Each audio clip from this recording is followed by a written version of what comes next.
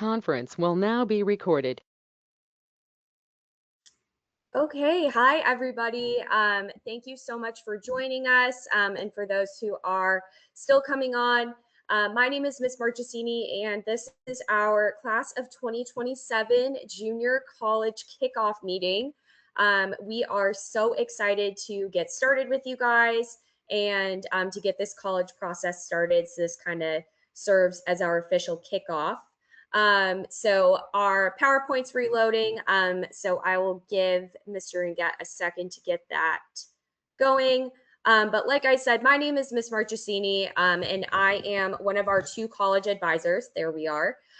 So I have the beginning half of the alphabet. So I have last names A through L. If you fall within that alpha split, then we will be working together. And you have already received emails from me. This is my 4th year at BL as a college advisor, and I'll let Mr. Ringet introduce himself.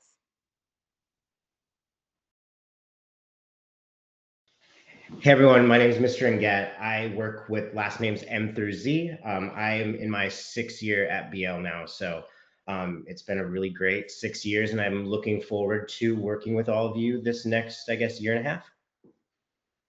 Awesome. Thanks, Tony.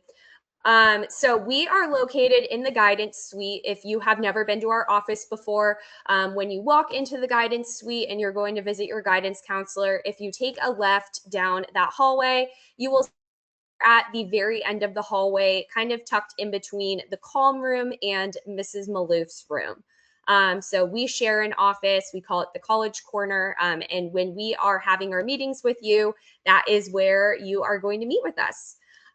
So we put on there that our philosophy within our office, obviously having, kind of there's only 2 of us, and we at BL, have larger graduating class sizes. And with it just being 2 of us, our philosophy is that we are here to give you all of the tools that you need to manage your own process. And we are here to help you along the way with that. But we really, really want it to hit home that we are going to give you all of the tools that you need to be able to get through this college process with our help, but also on your own if you want to.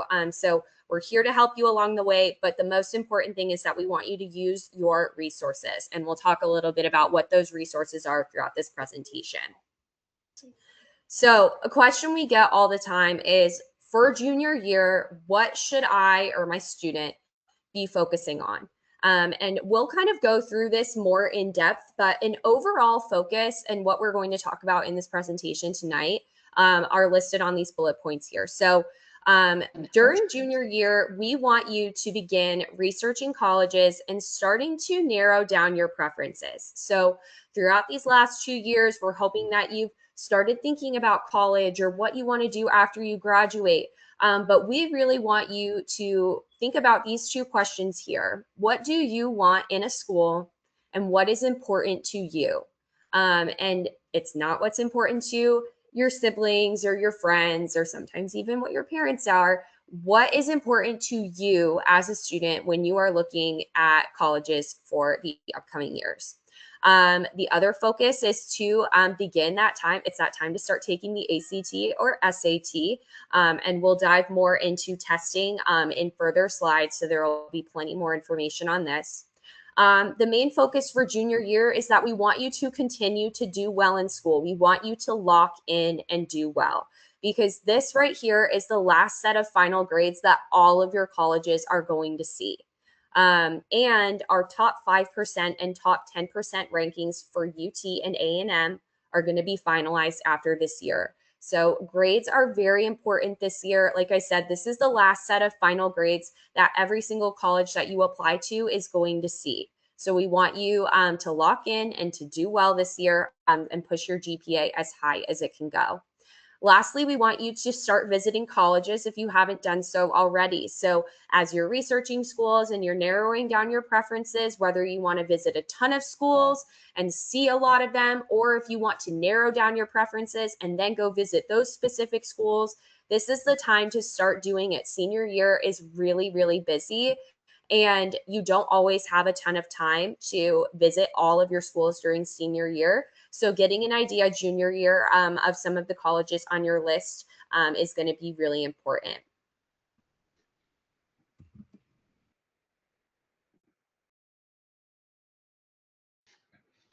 My apologies, guys. We're having a little bit of technical difficulties, but I can keep going because I know these slides pretty well. One of the biggest things right now that you all can be working on is starting to figure out what colleges might be a good fit for you. Starting to think about what you're looking for in a college. So are you looking for a bigger school? Are you looking for something a little bit smaller? Are you wanting to stay in state? Are you wanting to go out of state? What is going to be the important piece for you? Excuse me as I get this latest window up. Hey, and Tony, if you give me permissions, I can also try to share my screen if your PowerPoint is having issues. Amazing. I don't know what's going on with my laptop right now.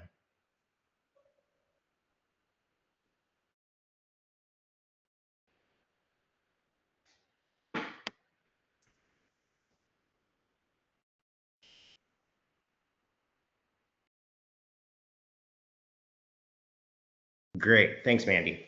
So as I was saying, let's start back at the college research portion. Mandy talked about how this is your college admissions journey. This is what you want in a college. So the biggest thing I like to ask when I'm meeting with a student is, what do you want out of your school socially? Academics are obviously really, really important in this whole process, but what do you want to be doing outside of the school? What's going to make you proud 10, 15, 20 years from now to be an alum of that institution? Um, don't focus so much on rankings. Rankings can be bought. Rankings don't always tell what is the whole story, and they don't always mean the best fit for you. Just because a school is ranked high doesn't mean you're going to necessarily be successful or happy there. So figuring out what you want your academic and social environment to look like. The big things that we like to say to consider, and obviously there can be a lot more pieces to this, and it's going to vary from student to student. Location always seems to be one that comes up that's really important. Do you want something that is going to be close to home, something that's in state? Maybe in state is because you don't want to be too far from home, or maybe in state is because you want something that's going to be a little bit more reasonable when it comes to cost. Are you wanting to go out of state? Maybe you want to get pretty far away from home. Maybe you want to experience a different part of the country. Maybe there's just some really good out of state options that are close by even. So understanding where you might want to go. Now, when it comes to distance, I always like to think of two different pieces to it. How far is the drive going to be? And is there going to be a direct flight? Sometimes having a direct flight into that city, into that college town can be super beneficial and super easy on a family. It can make life really easy. Have an idea of how far you want to be away from home. Understanding maybe what parts of the country you want to be in. Do you want to stay maybe in the South? You want to stay warm, or maybe you want to go, you have family in the Northeast. Maybe you've always wanted to spend time in the Midwest. Where is the part of the country that you want to go? How far are you comfortable with? Think about climate. Would you be good with 4 seasons, or do you want to stay warm? A big one is college town versus city. I think there's really a lot of benefits to both the college town and to a city. For instance, in a college town, everything in that town is probably going to be related to that college. They're really going to back that university. There's going to be a lot of support. There's probably going to be a lot of discounts at local venues. It's probably going to be significantly cheaper to live there than it is in a city. Now, on the flip side, a city is going to provide a lot of resources, a lot of opportunities that you're just not going to be able to have in a college town. So There's certainly benefits to each of them. It's certainly up to you. I highly recommend taking a tour of a college in a college town and one in a city. Another big thing is size. Thinking about what type of learning environment you do best in. Are small class sizes going to be really, really important to you? Maybe you've been going to small private schools your entire life and that's the environment where you thrive. Or maybe you want to go somewhere that is going to be a little bit bigger. Maybe you really enjoy the lecture hall style courses. Um, sometimes at the big schools, there might be a little bit more opportunities, but at the smaller schools, you might be able to get to be really, really involved like you are in high school. There's really not a right answer to this. It's really important to figure out for yourself what's going to be a good fit. Again, taking a tour of each and something in the middle can be really valuable.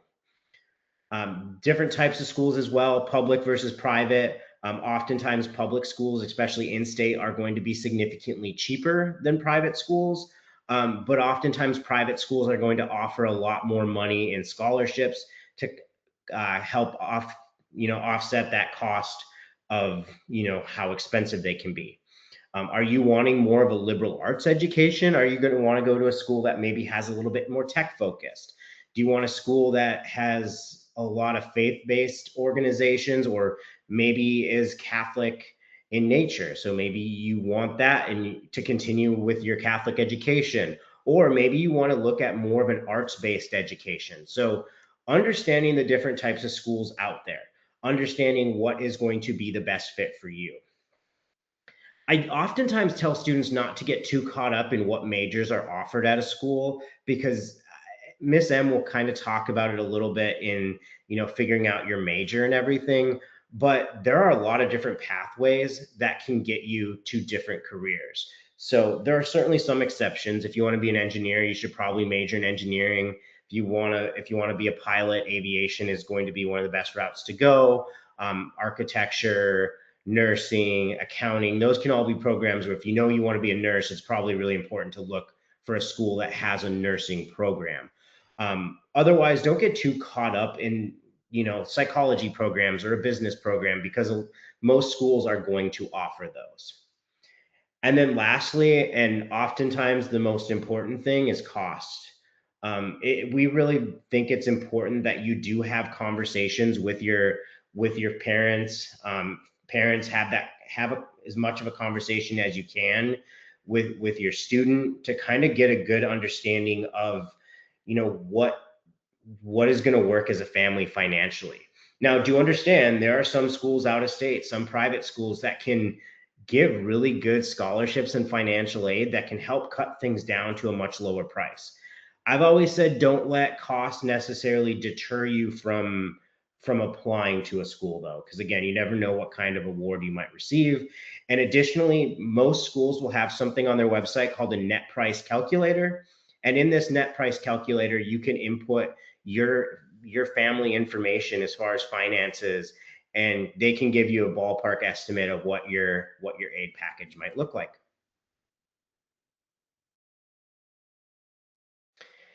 Right now, like we've kind of said, the best time to start visiting is now. Now is a great time to start taking tours, keeping an open mind in this process. Maybe if you're on a family vacation and there's a college nearby, take a tour. Maybe there's a school that you've always wanted to see, but there's another school on the way. Take a tour of both of those schools. It's a great time to kind of explore and see what colleges are out there. If you're trying to figure out when different colleges will have visits available or big events, so a lot of schools will have junior preview days or open houses that give you a much more encompassing look on the campus. You certainly can schedule those. Highly recommend touring as many schools as you can. From an excused absences standpoint, you do get 2 excused absences specifically for college visits. Um, so if you want to use those, you'll want to go to the attendance office and they have a pink sheet that you can get signed by all of your teachers. But college visits are honestly one of the most important things that you can do. Now, what I do want to say about college visits is keep an open mind, but oftentimes think of each visit not only for the school that you're visiting, but also think about the different attributes of that school. Is this a school that maybe is has some pieces you like, but maybe there's some things you don't like. So maybe you're not even considering this school, but it's always important to tour because you never know what you might discover, what you might learn. And then you can come back to us and say, Mr. Inget, I really liked this part about this university, and we can help you find other schools that might be similar. Additionally, college reps are going to be your best friends. Both of us used to be admissions counselors prior to working at BL, and trust us, those are the experts on their schools, not us. We have some information, we have some knowledge, certainly, and we have some good relationships with those counselors. However, these are the experts on the school. So build relationships with them, ask them questions. Sometimes those relationships can be really beneficial when it comes to admissions or scholarships. Oftentimes, schools will track something called demonstrated interest, where they've seen how many times you've interacted with reps. Maybe they will track how many times you visited campus, how many times you've opened your emails, how many times you've talked to them when they've come to visit our campus. So they track all that, and all that can really help you in a lot of areas. If you're trying to figure out who your rep is, what their contact information is, you can find that in Maya Learning, which we'll talk about in a little bit. But you can also simply Google name of the institution and then admissions rep, and you can usually find the information right there. Sometimes you might have to type in Bishop Lynch or Dallas or Texas, but that can get you their contact information.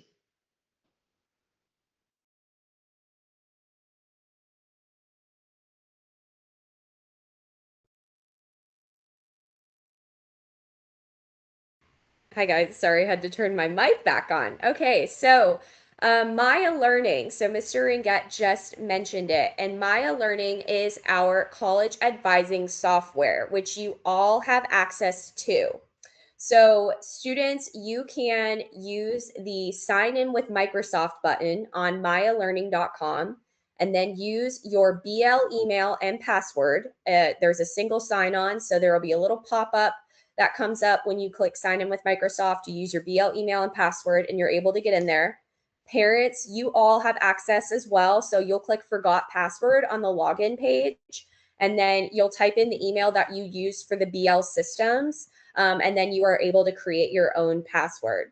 So Maya is really where you can get started conducting your college research and starting to organize that research. So in the universities tab on the website, you are able to search for schools. You can search using a variety of factors, and then you can also begin adding them to your considering list. So you can search for schools based on location. You can search for schools based on the size.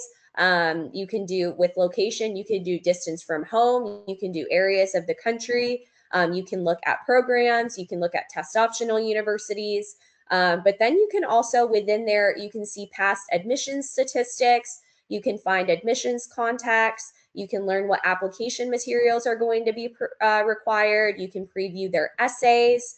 And I have screenshots of all of it. I know it can be kind of hard to see. So when you guys get the slides, you can look at this as well. But you're able to see that there's a dashboard page that shows upcoming deadlines. This is one of our seniors pages that I just took screenshots from. In the considering list, you can see what that looks like and what schools added look like.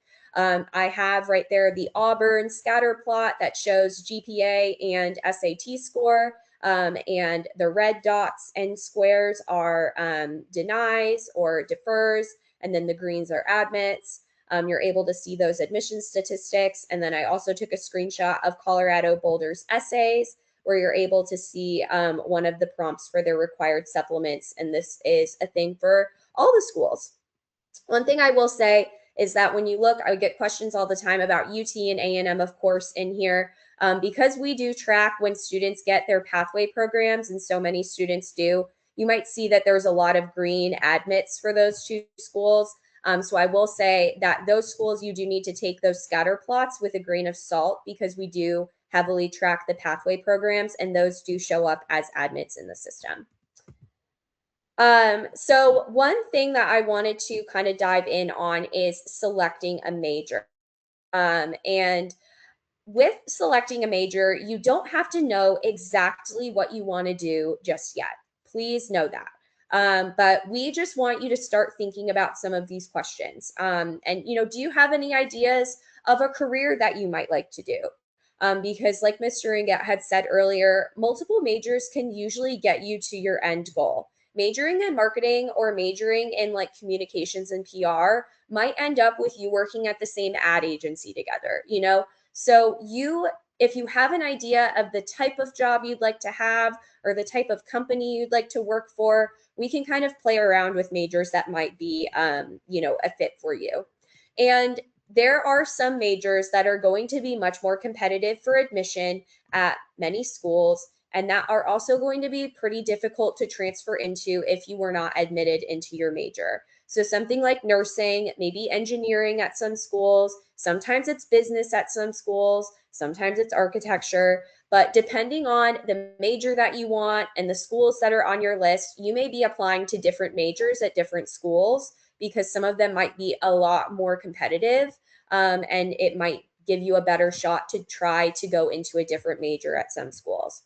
But the major that you're hoping to apply to, well, it's probably also going to affect how you want to approach your senior year course selections with your guidance counselor this spring.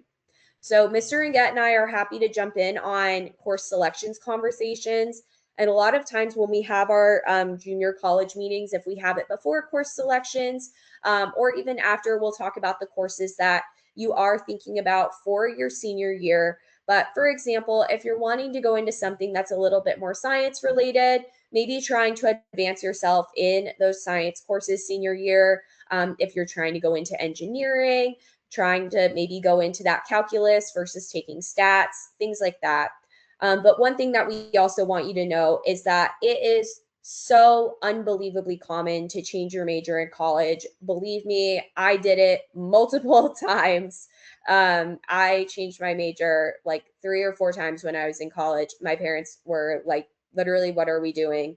But I ended up finding my way. And it is so common to change your major in college because you will learn about different majors that you didn't even know about when you're in college. So if you don't really know exactly what you want to do, just know you don't have to have it all figured out just yet. We do also want you to mark your calendars. So every year we host the BL Career Night.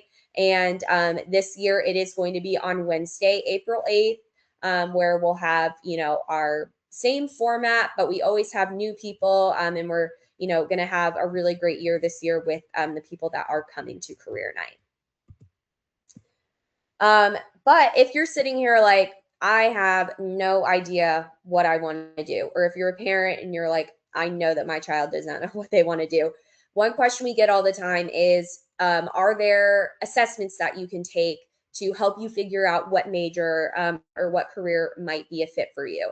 And, my response for a lot of you guys is that you all actually completed a really amazing assessment if you were enrolled at BL in January 2024 during your math classes. You already took a great assessment.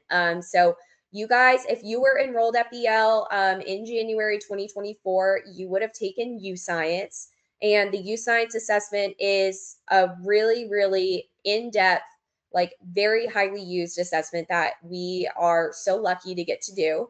And you took that assessment. And the great thing is that your aptitudes and your strengths don't actually change that much over your lifetime, but your interest profiler, so they do a career interest profiler, that can change. That's based on just your interests and your knowledge of careers and stuff. But your aptitudes and strengths, you don't have to retake that part because that actually doesn't change very much from freshman through senior year. You can log into U Science at the website. You use your BL email. That's what we had you guys all do when you registered. And if you forgot your password, which I'm sure many of you did, you can click forgot password and reset that password.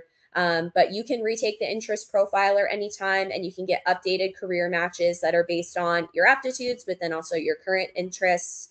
And you can use your results to explore a variety of career fields that are going to fit your natural strengths. I always say U Science is a compass, it is not a map. So it can point you in a direction if you have no idea which direction to go in, but you do not have to follow it if you do not want to. And then just a side note, if you transferred to BL, if you're new to BL and you did not take U Science, you can email me and get access.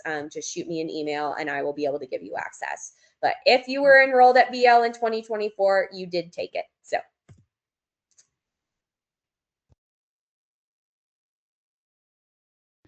So, in addition to researching colleges, one of my favorite things to help you all with is building your lists. We know it can be stressful, exciting, everything at the same time.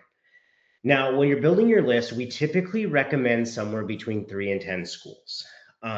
You can certainly have more, you can certainly have less. It really kind of depends on the student, depends on your list.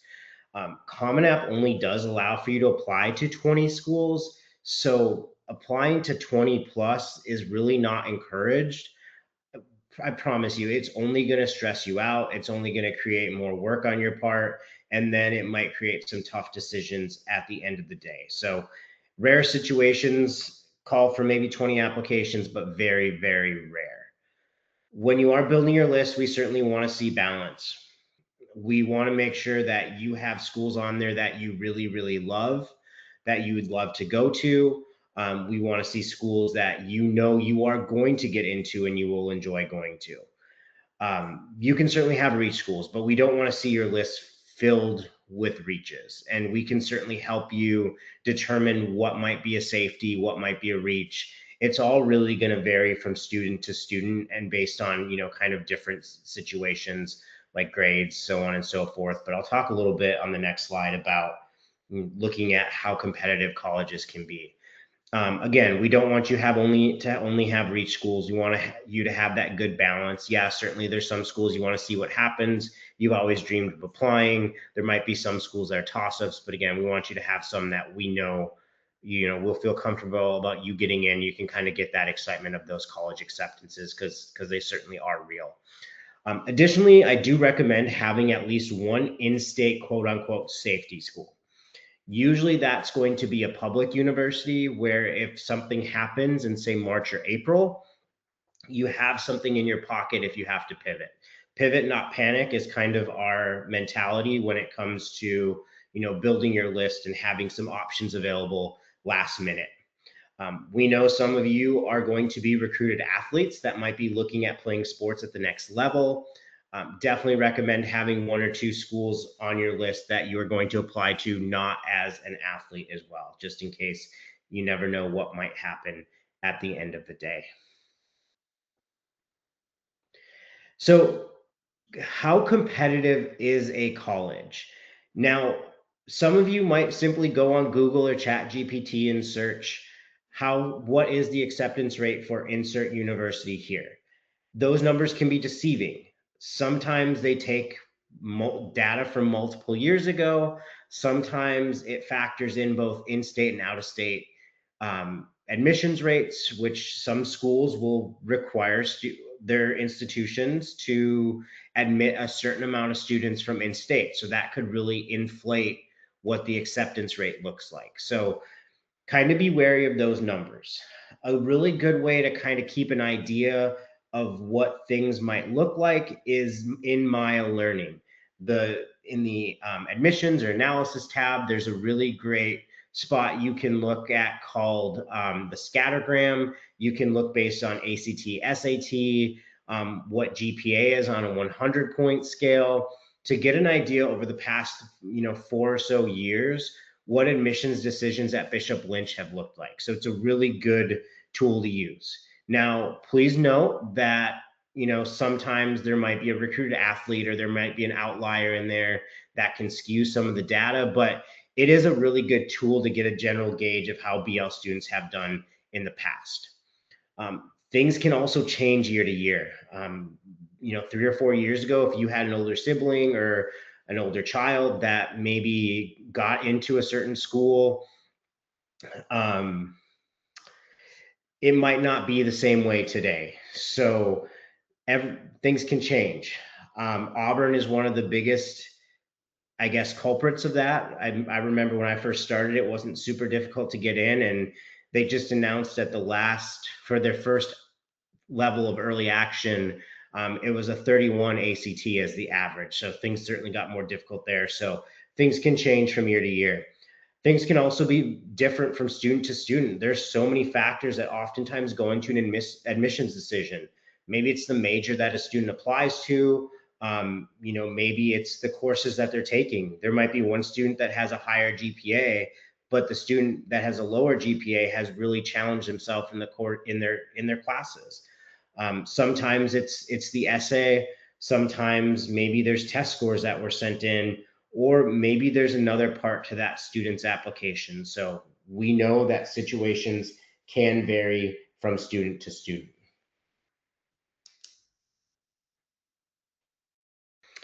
Now, rank. We get this rank question an awful lot, and rightfully so.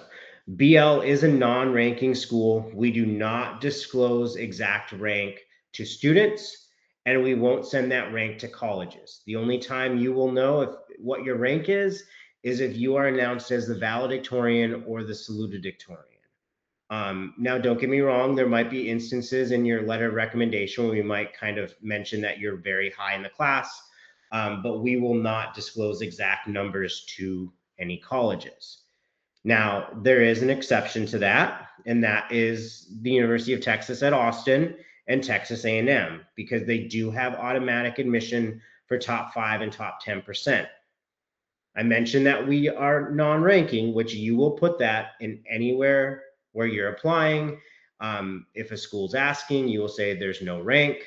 But we do keep an internal rank because obviously we know what your GPAs are, and we will provide that information to UT Austin and Texas A&M College Station. The top 5 and top 10% is finalized at the end of your junior year. So once junior year is complete and all students have completed their final exams, we will reach out to students to let them know if they are top 5, top 10%. Students, you're certainly more than welcome to check with us to see if you're kind of in that range right now. We always like to provide you with that context, so at least you have an idea during your junior year. But again, please note, we will never give you your exact rank. And rank does not ensure you admission to your major. So just because you're automatically admitted to UT Austin does not mean you'll automatically be admitted to Macomb School of Business. So it doesn't ensure that, but it does ensure that you will at least have admission to the university. Okay, so another question we get an awful lot is obviously, what's my GPA? So we use a 100-point scale for GPA. We all know this. And on your transcript, there will be 3 GPAs listed. Your weighted 100-point scale GPA, your unweighted 100-point scale GPA, and then BL does a 4.0 conversion for this GPA. And while there is a 4.0 GPA listed on your transcript, it is not always going to be accurate if a school recalculates GPA. So we do not necessarily want you to rely on this 4.0 number that is on your transcript for admissions. And you might say, Miss Marchesini, that doesn't make any sense. Why won't we rely on that? Because colleges, no matter who they are and no matter what, most, if not all colleges nowadays, are going to recalculate students' GPAs onto their own scales. And whether we are a 100-point scale school or whether we are a school who uses a traditional 4.0 GPA, a college is going to recalculate your GPA no matter what. So it's not just because we use the 100-point scale, and I don't want that to get confused. So all colleges recalculate GPAs in different ways. So some colleges recalculate a 4.0 scale or onto a 4.0 scale by dividing our 100-point GPAs by 25 to get a 4.0 GPA. Some colleges are going to just look at your core GPA. Some colleges are going to do different weighting systems based on AP classes. Some colleges are going to take theology and electives out. It all depends. And that's why we want you to use Maya to compare admission statistics, because it uses the BL 100-point scale for stats. And that 100-point scale is the one true, pure source of truth when it comes to GPAs and college admissions.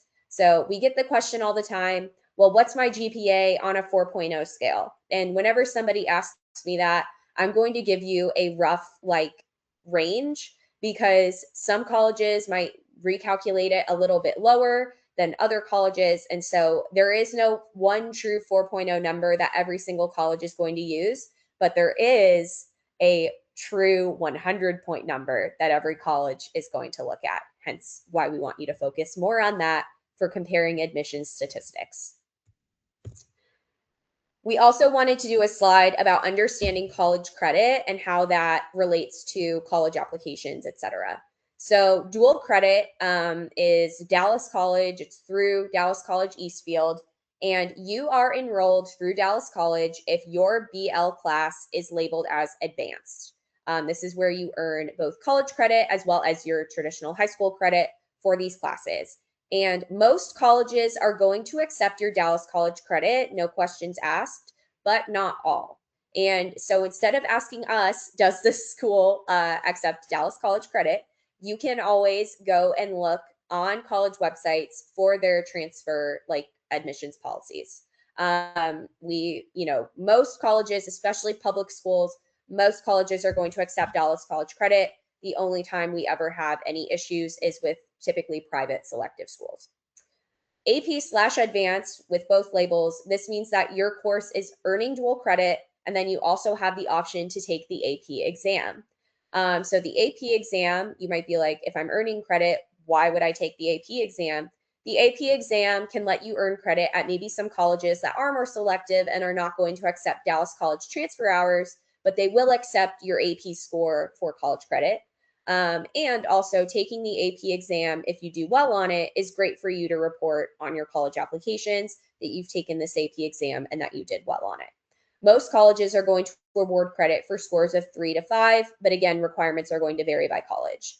And then any courses that are labeled only AP. So if you're enrolled in AP Calculus AB, or AP Biology, AP Spanish Language, AP Environmental Science, these do not have Dallas College credit, and you have to take the AP exam in order to earn college credit. Just wanted to have those in there.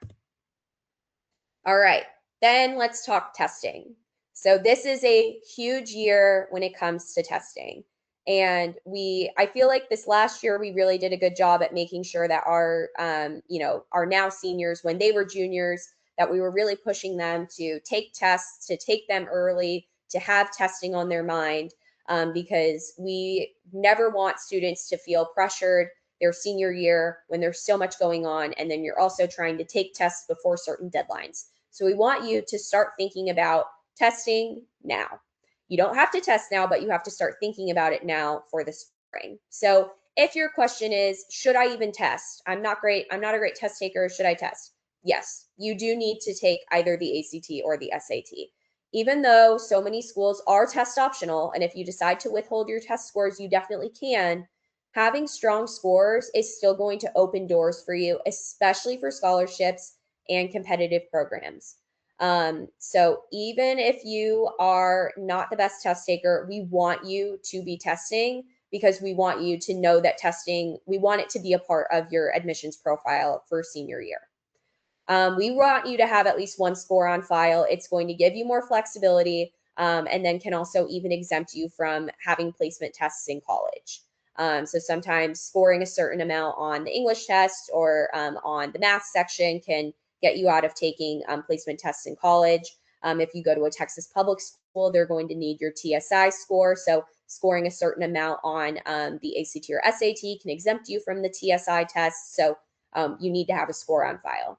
But our advice is to test early and to test multiple times so that you can reach your highest potential score. One thing to note, since it's on my mind because we just passed this deadline, UT Austin, for example, started requiring test scores this last admission cycle, so our seniors last year. This was the first year that they had to send in a test score in order to have a complete admissions file. You could no longer apply test optional. And last year we had so many seniors that didn't test in the spring, or they waited to test until the fall, and then they only had one score that maybe they weren't that jazzed about, that they had to send to UT Austin by October 15th. So we want you to start thinking about testing and to start testing early so that by the time we reach October, you've already taken tests multiple times. You're not scrambling to take one more test and hopefully get it sent to colleges, that you're feeling confident about the scores that you have. So when should you test? You can, our rule of thumb is that you can take the ACT or SAT after you have completed at least one semester of Algebra 2. If you're currently in Algebra 2, then we want you to wait until spring of 2026 to start. If you've already taken Algebra 2, then you could start this fall if you want to get a practice test under your belt. But our rule of thumb is to wait until you've had at least a semester of Algebra 2 so that you're feeling confident on the math content. BL is going to host 2 ACT tests and 1 SAT this spring. If you aren't able to go to our testing dates, that's totally fine. You can go test. There's so many testing dates all over the Metroplex. You don't have to test at BL. And we want you to think about registration about 2 to 3 months in advance so that you can allow for prep time and you won't be charged for a late registration fee. You can register online through the ACT and SAT websites. Each of them is going to have a regular registration deadline as well as a late registration deadline, which will have an extra fee associated. So on the college advising portal, which we'll talk more later in the presentation, there are test prep resources as well as the links to register, the test calendar and everything. It's all on the portal. But we have test prep resources that are listed in the college advising portal. We send emails about test prep resources and classes. But we send a lot of emails, especially about BL test prep, because these are sessions that are hosted after school on campus by one of our beloved tutors, Helen Witt. So she's amazing and she does test prep, and we will get our calendar for the spring sorted here in a bit, but we send those via email. Also wanted to mention, if you receive learning accommodations at BL, but you are not yet registered with College Board or with the ACT, so for example, if you have a plan, but you weren't registered for accommodations for the PSAT or something, you need to work with Miss Kinnett or Miss Duncan in the Learning Center early so that you can get approved. So those two of our learning specialists are going to be there to help you get approved for accommodations for ACT and SAT testing. Now, I know you're still juniors, but one thing we want to make sure that you all know is that senior year is still going to be an important piece to your college application process. Every school is going to want to see what you are taking your senior year. That's going to, for a selective college, that's going to be a really important piece that they're looking at. Now, other than what classes you're taking, you're going to need to really work hard your first semester. Oftentimes those first semester grades are going to be used in the admissions process. So maybe you were deferred out of college, maybe you apply later in the process in regular decision, and they may need your first semester grade. So the better you do, the more it's going to enhance your chances to get in. We've seen instances where students were deferred mostly because they upped their rigor senior year. They were taking more AP classes than they had ever taken, and the college just kind of wanted to see how they would do in those classes. It's actually a pretty common thing to see. So please know your senior year matters, the classes you take, the grades you earn, it's really important. Now, make sure you're listening to your teachers and your counselors when they're recommending courses. They're not just recommending a course typically because they think it sounds good. They're recommending a course because they think you can succeed in that course. So certainly trust them with those recommendations. If you ever have questions, if you ever have comments, if you ever have concerns, make sure that you are reaching out to your teachers, to your counselors. In addition to that, senior year is really, really busy. You're not only finishing up or starting your last year of high school, there's a lot going on socially. You're still taking a challenging course load at BL. You're also applying to college. Applying to college can essentially feel like another class. So making sure that you're balancing your time, you're taking care of what you need to take care of, you're doing a lot of that research, that testing and everything as a junior, is going to be super important. So again, make sure you're balancing everything.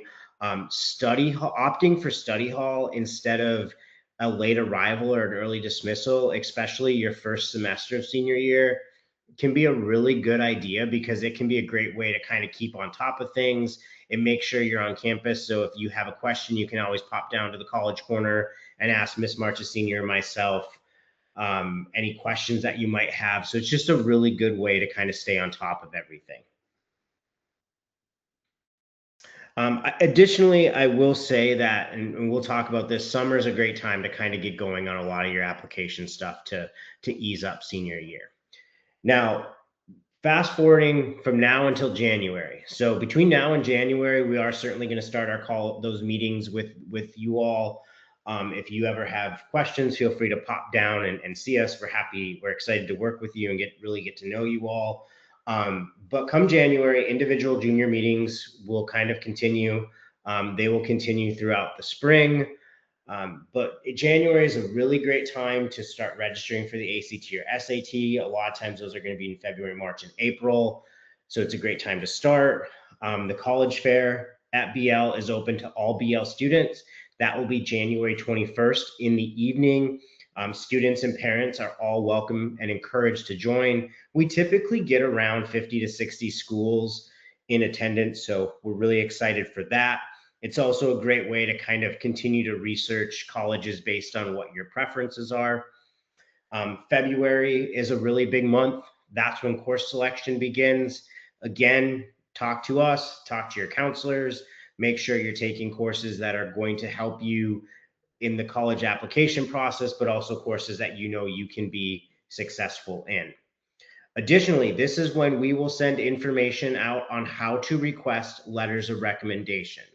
So we are going to ask that you ask 2 teachers for a letter of recommendation, one being from a core subject area, math, science, English, social studies, or a world language, and another can be a teacher from any subject area. So it could be another core, it could be something in the arts, it could be maybe it's a coach, maybe it's a theology teacher. So lots of options there. Doesn't have to be from junior year. It can be a teacher that you had a really great relationship with your freshman or sophomore year as well. As always, continue researching colleges. I think you're seeing a major theme with that point on continuing to do that research.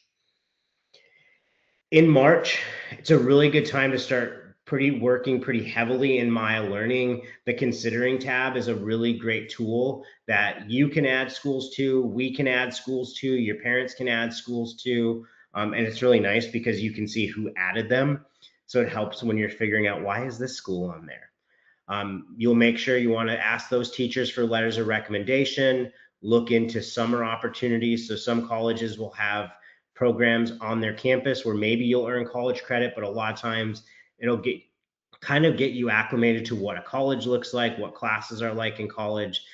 Sometimes there's some summer programs related to certain career fields. So summer programs on campuses can be a great opportunity, but please know some of them can be pretty expensive, and sometimes paying that money might not necessarily be worth it.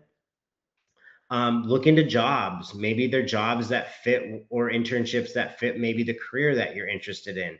It can be a really great way to get experience and be able to talk more about that when you're writing essays on why you want to major in something specific. It's a great time to get service hours and just get involved in the community. Summer's a big time to help bolster your resume as well.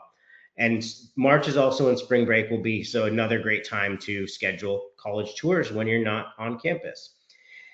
April is when Easter break will happen, so another great opportunity to visit colleges. But that's also when there's going to be career night, which will be on April 8th. Career night, the way we do it, makes it so much more. I like that it gives you an opportunity to learn about a lot more careers that you've never heard of.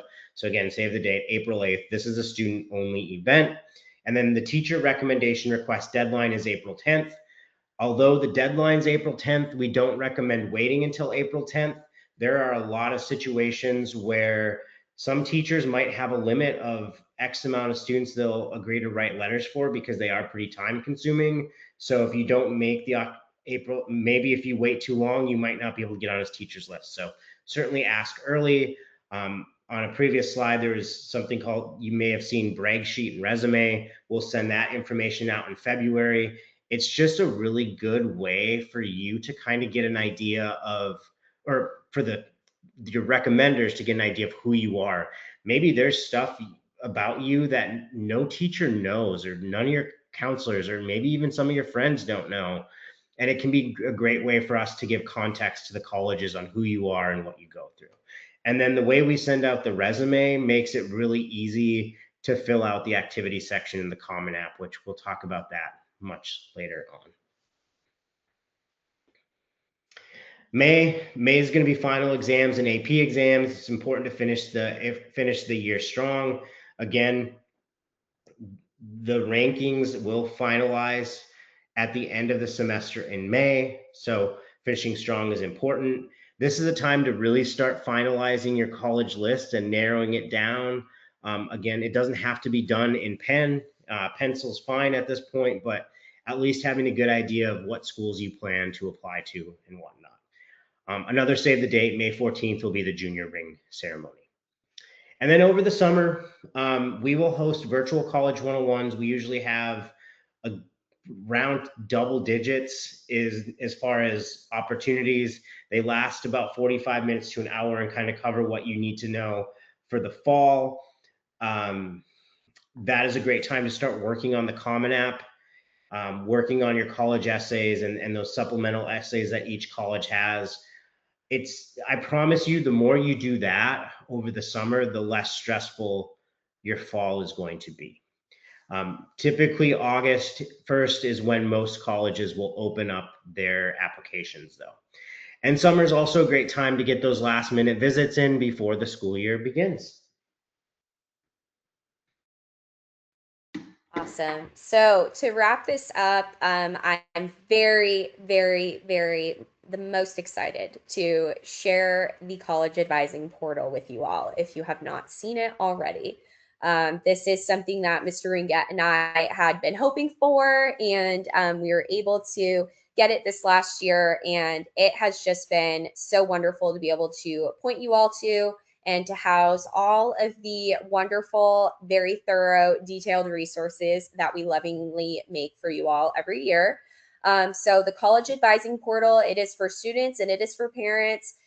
Can find it in Veracross under the academics, the academic resources section. There is a college advising page, and it has everything that you need all in one place. So there are upcoming events. So I posted about this in there. Our college visitors list is in there, as well as other upcoming programming that we have. If this presentation stressed you out, which I hope it didn't, but if you are worried about how you are going to do your applications and how you are able to get all this stuff done, and I don't know, what to put for these different application questions, we have guides and templates for how to do the Common App and how to do something called the STARS record that you guys will get to lovingly learn about this next year. But then also the brag sheet and resume templates are in there. Our essay resources are in there.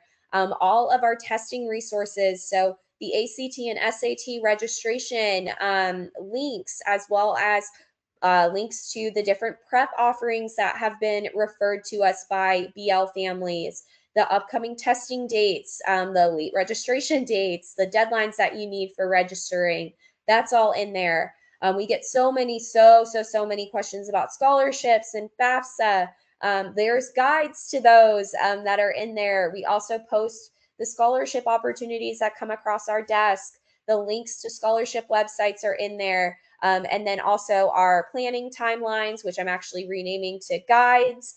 And those are going to be posted in there as well. And then if you have already forgotten how to log into Maya Learning or where the link is, we have the login to Maya Learning. And then we also have a link to our YouTube page where this video will be posted, as well as all of our past presentations that we've done. So we have so many different resources in the portal. This is what it looks like. So you'll see we've got our news and upcoming events. We have our information. There's resources for the Common App, for letters of recommendation, all of that testing information. And then in that need-based aid, that's where you find all that FAFSA information as well as scholarships. So we really, really like love the portal. It's a great resource because we post a lot of stuff. We make a lot of resources because I love you guys. But when you guys are doing your Common Apps at midnight and I am sleeping in my bed, you can use the Common App guide to help you with that. And so you can find that in the portal. Parents, there's so much information in here to help you guys feel prepared. So like I said, our philosophy is we give you all the resources you need. You just have to go look for them. So we've got them in our portal. Lastly, contacting us. So if you would like to contact us for any reason, the best way to do it, honestly, and I know Tony agrees with this, is by email. The two of us were bopping around every day, and especially right now, we've got a lot of students that are in our office working on applications, and so sometimes it's hard to catch us on the phone. If you need to, you can always leave us a voicemail, but the best way to reach us is really going to be by email. So I have our emails listed there. You can also find them on the portal. And also, we're in your inbox. We send a ton of emails throughout the year. But I have, like I said, the beginning of the alphabet, I have last names A through L. Tony has last names M through Z. We do have, exceptions here and there. So if you have like an R last name and I emailed you for some reason, you email me, your student's in my caseload. But the best way also to keep up with everything our office is doing is by following us on Instagram. If you use Instagram at BL College Advising, that is our Instagram page where we post. I posted about this event. We post about all the stuff that's going on. And we also do fun takeovers with former students. So if there's any students that from previous years, or maybe it's some of your sons and daughters from previous years, we post Takeover Tuesdays with former students where they show us around their school. So lots of fun. But if you need us, that is where you can find us. This is the last slide in our presentation. So this is all we have for you guys. If you need us, please feel free to let us know. But unless Tony's got something, this wraps it up. Thank you guys so much for joining us tonight. And we can't wait to work with you guys. I can't believe you guys are already about to be, seniors this upcoming year. So very exciting to get started with you.